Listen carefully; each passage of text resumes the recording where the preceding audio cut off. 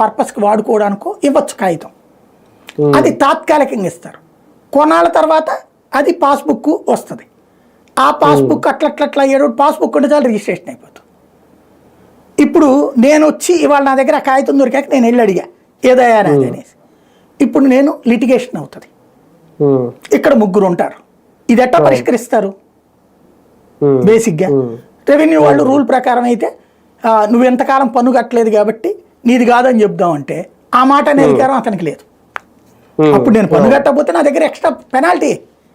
భూమి ఇచ్చేసి హక్కు నీకెవడిచ్చాడు? సేమ్ టైం ఇప్పుడు ఏమయ్యా మీకేదో అప్పుడు ఫ్రీగా ఇచ్చాము వాడుకోవడానికని ఇప్పుడు వదిలేయండి అంటే నువ్వు ఫ్రీగా ఇచ్చావు ఎట్ట తగలెట్టావు నాకేం తెలుసు, నువ్వు ఎవరికో ఇచ్చావు వాడు ఇంకోటికి అమ్మాడు, నేను ఇవాళ కొనుక్కున్నాక నాన్ను కాదంటే ఎట్టగాని వీళ్ళు అంటారు. ఇది లిటిగేషనే కదా.